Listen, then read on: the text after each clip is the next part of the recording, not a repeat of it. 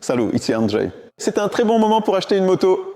À la fin de la saison, je fais un tour des concessions et je cherche ce qu'il y a d'intéressant ici. Cette fois-ci, BMW. J'ai une surprise pour vous. Numéro 1, youtubeur BMW Motorrad Pologne, Tomasz Filipczuk. Il n'y en a pas d'autre. Toi aussi? Eh bien, moi aussi, je suis numéro 1 parmi les magazines moto. Ah. Il n'y a qu'un seul magazine. Parfaitement. Tomek m'a demandé ce qu'on allait faire ici. Je ne sais pas encore. Je me promène dans les showrooms, je traîne et je cherche des opportunités. Une opportunité pour vous, monsieur. Et attention, regarde ce qui s'est passé. Sur chaque moto ici, il y a une super offre. Tu es représentant de BMW Motorrad Pologne et tu ne sais même pas quelle est cette offre.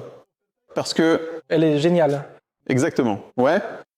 Et j'ai découvert, écoutez, qu'il n'y a pas de vente imposée de modèles et de choses comme ça. C'est juste une affaire individuelle avec les concessionnaires. Donc vous devez aller chez le concessionnaire, regarder les motos et commencer à lui parler, n'est-ce pas? Oui et non. Avec... D'une part, il s'agit d'une question individuelle qui relève du concessionnaire et il est tout à fait possible que certaines offres diffèrent. Le concessionnaire peut toujours ajouter quelque chose à l'offre qui provient directement de l'importateur. Donc oui, mais d'un autre côté non, car il y a au moins 2 grandes offres que nous avons en fin de saison. Pour résumer, les offres changent souvent chez BMW, il faut donc aller en concession pour savoir ce qui est disponible actuellement. Les offres de leasing sont variées, il y avait le 101, maintenant c'est le 104. Oui, c'est l'une des premières offres qui reste inchangée, c'est-à-dire que pour les motos en stock, qui sont actuellement chez les concessionnaires ou en entrepôt, nous avons un leasing promotionnel à 104%, et ce que le concessionnaire peut ajouter à cela, c'est une autre histoire. Et la deuxième promotion, qui est actuellement une promotion permanente, une offre permanente, c'est la garantie Prix Plus. On va chez le concessionnaire jusqu'à la fin de l'année, on commande une moto pour la saison 2026, issue de la production 2026, donc toute neuve, jamais utilisée, entièrement faite sur mesure pour nous. Nous avons une garantie de prix, c'est-à-dire que nous nous assurons en 2025 que le prix ne changera pas en 2026, et ce plus à la fin de cette offre n'est rien d'autre que des révisions d'huile gratuites, pendant 3 ans ou 30 000 km. Ce qui signifie qu'en fait, nous avons droit à 4 révisions d'huile, la première de rodage, puis une chaque année. En réalité, on peut dire que nous ajoutons quelque chose qui a une certaine valeur monétaire. Pour les plus petits équipements, cela représentera environ 1500 zlotys. Ah, la valeur. La valeur est pour les plus gros, appelons-les les modèles phares, comme la R1300 JS ou la R1300 JS Adventure. Cela dépasse 3000 zlotys. D'accord. De mon point de vue, ce qui m'intéresse le plus, c'est quelque chose de nouveau, à savoir que cette année, en venant au salon, tu peux acheter une moto de l'année prochaine. C'est donc l'inverse, tu vois, parce que normalement, quand tu viens au salon, à la fin de l'année, c'est la liquidation du millésime, mais là, non, ici, c'est la vente du futur. Et ces motos sont déjà ici, certaines d'entre elles. Tu sais qu'il y a une M1000 XR 2026 juste derrière toi? En ce qui concerne les couleurs, oui. En ce qui concerne les couleurs, oui. Année de production 2025, mais modèle 2026. Il n'est encore jamais arrivé que quelqu'un produise quelque chose dans le futur, mais là, oui. La production est prévue pour 2025 et le modèle et la couleur pour 2026. Tomek, parlons des motos. Qu'est-ce qu'il y a dans les BMW en ce moment? Parce qu'on va être honnête, GS, évidemment, le bien-aimé GS, surtout pour BMW Motorrad, WL Conforio, mon ami. Mais il y a des machines dont les gens peuvent ne pas être toujours au courant, parce que c'est comme ça. Une moto arrive, elle fait du bruit pendant 1 an ou 2, puis ça devient un peu plus calme. Et là, on se tient à côté de l'une d'elles. On est à côté de la K1300 GTL, n'est-ce pas? De quel GTA s'agit-il? Ou même une Grande America, car si vous avez un B, c'est une Bagger. Et si vous avez aussi un coffre arrière, alors c'est une Grande America. Et voici une telle plaque. La GTL est plus carrée et celle-ci est plus profilée dans le style américain. Et tu vois, c'est très bien que tu aies appris. C'est comme ça que j'ai appris. Idéalement, dans la vidéo, tu as appris ce que j'étais. Je peux parler de la M1000RR à laquelle nous allons bientôt arriver. Donc la GTL évolue aussi, si je comprends bien, chaque année.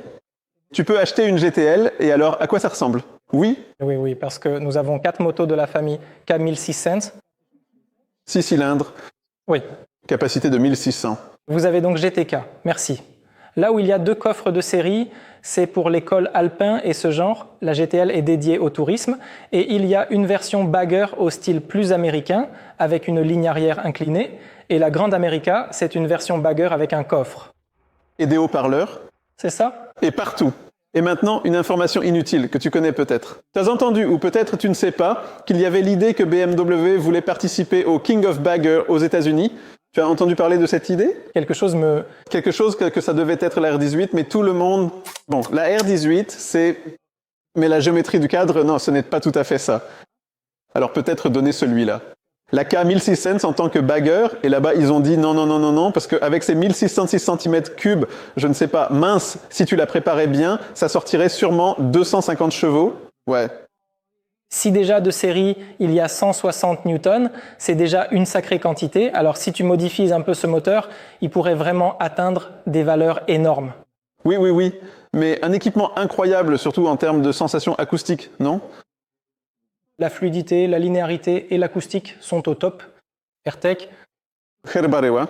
Parlons de Baril tout en nous intéressant à AirTech. Il conduit... Même maintenant. Assez parlé de moto, parlons de Baril. Ce Bariwa est cool. Bariwa adore AirTech parce que c'est une marque ancienne. Il n'aime pas conduire très vite.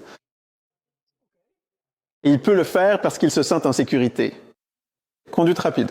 Et la troisième fois, ça va? Et la troisième fois, c'est bon. Soyons honnêtes, l'AirTag est probablement la moto la plus discrète de votre gamme. Je tire. Citez-moi une moto plus discrète et plus rapide de votre part. Cela dépend de ce que chacun considère comme discret, mais il y a un peu de vrai dans ce que tu dis, car quand on parle de la 1300, de la R1300, la première chose à laquelle tout le monde pense, c'est la GS ou la GS Adventure. L'AirTag, sans doute un peu moins. Une autre question est de savoir si tout le monde a toujours besoin d'une GS, car bien sûr, cette polyvalence, le fait que tu puisses aller en tout terrain ou faire un petit tour ou quelque chose dans ce genre, eh bien, sûrement avec ça aussi, tu peux parcourir les 50 mètres jusqu'à l'hôtel si le chemin est recouvert de gravier. Exactement. Donc, je n'ai pas encore beaucoup roulé sur cette moto. J'ai encore peur de la conduire parce que je ne suis pas aussi expérimenté qu'une personne comme Bariwa. Je pense tout simplement que je suis encore jeune. Lui, il l'a manifestement accepté. D'accord. Qu'il sait déjà qu'il veut être à l'aise, etc., qu'il fait chaud, que la musique joue, etc. Je dis toujours que Bariwa a une longueur d'avance sur moi avec tout. Voici les faits. Vous pouvez créer un tableau comme d'habitude. Ce Bariwa a toujours une longueur d'avance sur moi. Tomek. À quel prix peut-on acheter la M1000RR? Nous parlerons des détails. C'est pourquoi certains messieurs sont debout et d'autres assis. Ils vous feront une offre intéressante très rapidement. C'est une moto, quel est son prix? 200 000? Non. 198. 1980 interrogations? Nous traversons de 2 devant. Non, c'est une opportunité. Il n'y a aucune chance qu'il y ait un 2 devant. Exactement. Donc ici, nous avons une moto à 198 000. C'est comme ça. J'ai peur d'acheter une telle moto uniquement parce que je sais la piloter et je sais combien de pneus elle consommerait sous moi. Pour moi, partir avec une telle moto, si tu sais la conduire, c'est tout simplement de la folie parce que c'est la machine de route la plus rapide sur laquelle j'ai jamais roulé. Mais on a convenu que tu es une top youtubeuse et que tu pourrais sûrement te débrouiller pour obtenir un sponsoring, non? Pour les pneus, tu sais quoi de la vie que je dois payer mes pneus? Vraiment? Oui. C'est pathologique? C'est justement la seule chose qui m'empêche de vous faire un grand sourire et de faire en sorte qu'une M1000RR atterrisse dans mon garage. Parce que, dans mon cas, ce serait vraiment chercher les ennuis parce que je pousserais cette moto à fond, tu vois. De tous les côtés, au final, on sait bien ce qui se passe. Quand on pousse une moto, elle cesse d'être aussi belle. Donc voilà, écoutez, je recommande la M1000RR à tout le monde comme moto pour rouler au quotidien, tranquillement, et pour une utilisation occasionnelle sur circuit. Dans ce cas, elle ne réclamera pas autant. Ça, c'est certain. Vous pouvez régler le contrôle de traction de façon à ne pas massacrer les pneus. Tu en es un peu l'exemple, parce que toi, tu roules en M1000XR, n'est-ce pas? Depuis 2 ans maintenant. Combien de pneus as-tu usé? Non, j'ai fait très peu de kilomètres, mais en fait, j'ai fait toute la saison avec un seul train de pneus. Et peu de gens le savent, je ne sais pas comment c'est pour l'assurance BMW, mais c'est déjà hors sujet. Il existe des compagnies d'assurance en Pologne qui n'excluent pas la conduite sur circuit à moto tant que ce n'est pas une course. C'est-à-dire que tu vas à une journée circuit, qui est une formation, pas une course. Tu roules avec ta moto, il t'arrive quelque chose, tu glisses, tu éraflures tes carénages et il n'y a pas de problème parce que tu étais en formation, pas en train de faire la course. Et l'assurance, l'auto, le casco fonctionnent Je ne sais pas comment ça se passe chez BMW parce que vous avez vos propres règles, mais c'est, vous savez, un petit conseil, il vaut la peine de lire tous ces règlements parce qu'il peut s'avérer que la conduite sur circuit, parce que des gens viennent qui veulent aller sur circuit et disent « Non, j'ai peur, je vais abîmer ma moto ». C'est vrai. Et ce que tu as dit, que nous avons nos propres solutions parce que chaque marque a son propre financement ou assurance. Tu peux toujours modifier cela, régler les curseurs, choisir ce que tu prends ou ce que tu ne veux pas prendre et tu retires des options de l'offre. Oui. Adapté à ses besoins. N'ayez pas peur d'aller sur circuit avec des motos neuves, parce qu'avec les motos neuves, tu le sais par ta propre expérience, même si tu n'as pas beaucoup d'expérience sur circuit, mais tu y es déjà allé plusieurs fois avec une moto neuve, de bons pneus, des équipements comme le cornering ABS, le contrôle de traction. Il faut vraiment faire une grosse erreur pour tomber. Une grosse erreur? Il faut vraiment faire une grosse erreur? Si tu fais preuve de bon sens et que tu sais où tu es sur le circuit, il ne faut vraiment pas avoir peur de rouler avec des motos neuves. La M1000XR, ta préférée? Pas vraiment la mienne, parce qu'aujourd'hui j'en ai parlé et j'ai vraiment réfléchi à ce sujet. Peut-être qu'à la fin de cette série, j'achèterai une moto de tourisme, vraiment, parce que je n'en ai pas encore. Et besoin. Il vous faut une moto de tourisme, car j'ai récemment fait un voyage à moto et je dois dire que c'était vraiment agréable. Cool. La M1000XR est une machine incroyable, je prends un plaisir fou à la conduire. Mais par exemple, personnellement, je préférerais la GS à cause de ses 2 cylindres. Mais comment choisir parmi toutes les motos de votre offre comme véhicule de société pour la saison? Vous avez déjà fait ce voyage 2 fois, n'est-ce pas? M1000XR? Oui, mais pas 3 fois de suite, car je le change simplement. Oui. Qu'est-ce que vous prenez? M1000R. One. Mais il a de nouveau 4 cylindres. J'ai parcouru si peu de kilomètres pour le tourisme. Il s'agissait d'une série de tours autour de la cheminée et de sorties sur le circuit. Alors j'ai décidé... C'est salé avant le vent, tout n'est pas nécessaire. Je vais m'asseoir plus bas et m'amuser à piloter sur le circuit. Cool. Une moto incroyable dans une couleur très intéressante. Est-ce à ça que ça ressemble sur les voitures? Vert? Celui-ci n'est pas une couleur automobile, pas directement issue de la gamme automobile, mais il existe déjà des modèles BMW qui ont une palette de couleurs directement tirée des voitures. Par exemple, celui-ci, c'est Brooklyn Grey de la palette automobile. Je regarde et je me demande si par hasard la M1000XR n'a pas plus de carbone que la M1000RR. Si on comptait les centimètres de carbone ou les grammes de carbone... Enlevons-les et vérifions. Oui, il faudrait.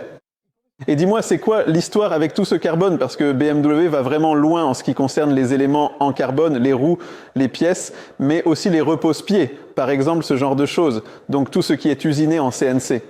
Les accessoires, c'est une chose, mais comme je le remarque toujours, par exemple ces repose-pieds et ces jantes, eh bien tu sais, vous les avez depuis longtemps. C'est disponible et c'est vraiment, vraiment, vraiment très beau. Et est-ce que tu sais, est-ce que tu connais l'histoire qui les fabrique? Est-ce que c'est à l'usine ou ailleurs? Comment ça se passe? Honnêtement, je ne sais pas où sont fabriqués les différents éléments comme le carbone ou ces pièces de façon bijoux réalisées en CNC. Mais oui, surtout sur les modèles haut de gamme, on va vraiment loin. Ces matériaux, disons, légers et en même temps très beaux. Elles réduisent le poids. La simple jante en carbone fait déjà énormément de travail pour éliminer les kilos, c'est un point. Et deuxièmement, en ce qui concerne les masses en rotation, il est plus facile de tourner et de voyager agréablement avec. C'est vraiment surprenant, nous n'avons pas ici la S1000RR, mais je vais parler de la M1000RR, et je pense que cela s'applique aussi à la S1000XR et à la M1000XR. Le carbone, c'est le top. Et on sent vraiment la différence quand on passe d'une roue à l'autre, car j'ai eu l'occasion de changer les roues sur ces motos, et on le ressent. Mais il existe aussi une option intermédiaire qui me semble la plus logique, les jantes forgées. Oui. Avec les jantes en carbone, c'est sympa, mais si tu vas chez le vulcanisateur parce que tu as crevé ou autre et qu'il n'y a pas de service agréé, tu dois réparer vite. Sur le circuit, tu arrives avec ta jante en carbone et là, non, monsieur, moi j'ai peur. Ça arrive, oui, ça arrive. C'est pour ça la jante forgée. C'est optimal, par exemple, que si tu vas souvent sur circuit et que tu n'es pas sûr des compétences du vulcanisateur, tu sais qu'une jante forgée ne sera jamais abîmée. Elle ne se rayera pas, et même si elle se raye, ça ne se verra pas. Dommage pour le carbone. Roue retour. Je suis choqué car nous avons ici une R12S, c'est bien son nom? R12S. S. Et regardez ça. Ces jantes sont magnifiques. Ils me font penser à la marque personnalisée Kineo. Et là, il semble que ce soit la même jante que sur la R12. Comment s'appelle-t-elle? R12. R12. Et R12. Celui-ci en particulier est un R12 que j'avais. D'un pote, Émile Kristogne, qui avait le surnom Émile Kristogne. Émile Kristogne, Kristogne. Je suis surpris que les motos qui sont d'autres modèles, celle-ci est plus héritage naked, une moto normale. Celle-là, c'est plutôt un petit cruiser. Les deux font partie de la famille héritage. Celle-ci est la R12 standard, donc R12 et rien après le 12. Celle-là s'appelle R12S et en réalité, elle est basée sur le modèle R1290, mais c'est une S parce qu'elle fait fortement référence au modèle R90.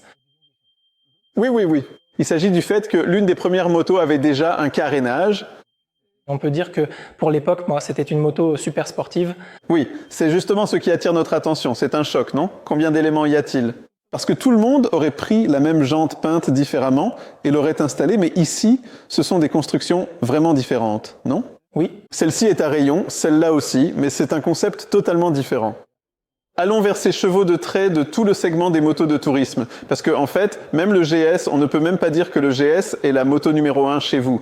Mais depuis combien d'années depuis combien d'années est-ce la moto de grosse cylindrée la plus vendue au monde? Depuis que je me souviens. Exactement, depuis que je m'en souviens aussi, depuis que McGregor est parti avec Charles, c'est depuis ce moment-là et ça remonte déjà à longtemps. Oui. C'était il y a très longtemps. Et maintenant, tu peux parfaitement me demander des comptes sur ce contenu que je n'ai jamais publié. Je m'en souviens. Et aujourd'hui, j'y ai pensé. Moi aussi, j'y ai pensé aujourd'hui. Écoutez, si vous voulez voir comment j'ai configuré mon GS, écrivez-le dans les commentaires et alors nous publierons ce contenu, car il est vraiment très long. J'ai passé une demi-heure, voire 45 minutes avec Robert à configurer mon GS de rêve. Et il me semble que c'est vraiment un GS très sympa. Mais la quantité d'options entre le GS Adventure, et ensuite la personnalisation à l'intérieur de votre système, tel ou tel pack, l'ancien pack. D'après toi, comment s'y retrouver au mieux?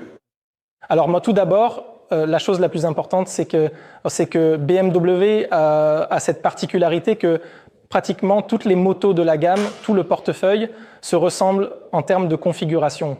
C'est-à-dire que, ok, si on veut une moto de stock parce qu'on est très pressé et qu'on veut l'acheter tout de suite, alors on prend ce qu'il y a, on entre et on prend ce qui est disponible. C'est à ce moment qu'il est facile de négocier le prix. Non. Moi non plus. Mais ici, messieurs, toute la spécificité de la production et l'ADN de la marque repose justement sur le fait que nous pouvons configurer chaque moto à partir de zéro. C'est-à-dire que nous avons une base, nous nous asseyons devant le configurateur et peu importe que ce soit une GS, une RT ou un modèle plus petit avec une cylindrée inférieure, etc. Dans chacun, il y a des packs, dans chacun, il y a des options, dans chacun, il y a des accessoires. Ce n'est pas une situation où l'on choisit seulement la couleur, puis chez le concessionnaire, on ajoute une alarme ou on installe des poignées chauffantes. Non, ici, on peut configurer sa moto à partir de zéro, exactement comme on le souhaite, pour qu'elle soit vraiment sur mesure. Et justement, cette optimisation du genre, ça vaut le coup de prendre, parce que dans ce pack, il y a ceci, cela et encore cela. Et là, il faut vraiment s'asseoir, d'après ce que j'ai remarqué, avec le vendeur et y consacrer du temps. Mais à mon avis, ça date d'eau. Il vaudrait la peine de regarder ce contenu que j'ai réalisé, car il montre tout le processus pour que tu saches déjà quoi cliquer toi-même sur votre site et que tu viennes avec une certaine base pour une consultation en face à face. Oui, bien sûr, on peut s'installer tranquillement chez soi, lancer le configurateur et même enregistrer la configuration terminée, puis venir chez le concessionnaire avec cette configuration prête, que ce soit un lien, une impression ou autre chose, et dire « voilà, c'est celle-ci ». Et ce sera tout, même si discuter avec un conseiller est toujours recommandé, car parfois on pense avoir besoin de quelque chose alors que ce n'est pas forcément le cas. Ce sur quoi je voulais attirer l'attention maintenant, et c'est très important, c'est que cette lampe n'est pas très originale ni très particulière. Elle a une façon étrange d'être touchée. Tu as déjà touché ou monté cette lampe? Oui, autrefois. Mais c'est le genre de lampe qui va ici, puis soudain elle s'enfonce, et puis encore ici. Oui. Ce n'est pas vraiment ordinaire. C'est un peu... Quelle est la moto qui te manque ici, ta préférée? Écoute, peux-tu dire combien de modèles BMW propose dans sa gamme? Environ 40. Il est difficile de trouver un showroom de moto assez grand pour que tous les modèles puissent simplement y être exposés, non? Oui, c'est très difficile. Bien sûr, chaque showroom est divisé en une surface d'exposition et une surface strictement réservée à les véhicules d'essai. Ils ne correspondent pas toujours, c'est-à-dire que ce qui est exposé dans l'espace expo n'est pas toujours disponible pour un essai routier et inversement. La M1000R, tu avais raison, c'est une moto dont on pourrait parler maintenant si elle était devant nous, mais ça c'est vraiment le summum. Mais si je me souviens de mes propres essais, pour moi la S1000R était déjà largement suffisante et en fait elle me plaisait même plus personnellement parce que je n'ai pas besoin de rouler aussi incroyablement vite. Mais certains, comme moi, ont une mentalité de gamin de 15 ans et ils doivent avoir du sombre, du noir, du carbone et toujours plus plutôt que moins. Fantastique. Et dis-moi une dernière chose. Est-ce que je me trompe ou il y avait autrefois une section moto d'occasion sur votre site BMW Motorrad? Elle y est toujours? Elle y est toujours. Parce qu'en cherchant de bonnes affaires, surtout à la fin de la saison, moi quand je regarde, je me dis bon, les motos neuves, bon, c'est une chose, mais les motos de démonstration d'occasion, de mon point de vue, ce sont vraiment les meilleures affaires qu'on puisse trouver, non? On peut dire ça comme ça. En plus de ces deux offres dont j'ai parlé plus tôt, c'est-à-dire le leasing à 104% et la garantie du prix, la fin de l'année, c'est le moment où, aussi bien nous, en tant qu'importateurs que les concessionnaires, nous liquidons nos motos de démonstration. Ce sont des motos qui ont très peu roulé pendant la saison. Et puis, ce n'est plus l'époque où l'on malmenait les motos, où elles roulaient sales. La conscience des testeurs a vraiment évolué et ces motos sont pleinement fiables. En plus, il faut le dire, elles sont moins chères que celles qui sont neuves avec 0 km au compteur. Et ils sont arrivés. Courir après inspection. Et après la première inspection, nous savons que si vous manquez de temps pour conduire une moto, le plus grand défi est de faire cette inspection et d'accélérer à fond tout de suite. Oui, mais nous venons aussi avec une certaine aide, un soutien. À la fin de l'année, comme d'habitude, c'est-à-dire le dernier trimestre et le premier trimestre de la nouvelle année, chaque année suivante, c'est l'opération hivernale dans les ateliers et les concessions, en général chez BMW Motorrad. Donc, si tu es déjà propriétaire d'une moto BMW et que tu as du mal à la déposer parce que tu n'as pas le temps, nous proposons par exemple le service door-to-door, c'est-à-dire que le concessionnaire, tu prends rendez-vous avec le concessionnaire, il vient chez toi avec un fourgon à la maison qu'au travail, ou que tu aies laissé ta moto, il la récupère. Il effectue l'entretien puis la ramène là où tu l'indiques. Et tu sais, les premiers rayons de soleil, le premier jour chaud de mars par exemple, et toi, tu as déjà ta moto révisée, tu montes dessus et tu pars. Vérifie les pneus pour voir s'ils sont bien gonflés, car après l'hiver, sur chaque moto, ils ont tendance à se dégonfler. Ouais, les gens ne le savent pas. Mais si vous montez au printemps, ou non, ou plutôt si vous montez maintenant sur votre moto et qu'elle se conduit bizarrement, alors soit vous pouvez vérifier la pression des pneus, soit aller chez BMW et vous en acheter une neuve. Pourquoi pas? Ben pourquoi pas? La sacrée M1000RR. Le pire, c'est que la S1000RR est déjà très bonne, mais tu montes sur la M1000RR et elle est tellement... Je vais te trouver un contact pour un pneu. Merci. Pas de souci. C'est déjà beaucoup.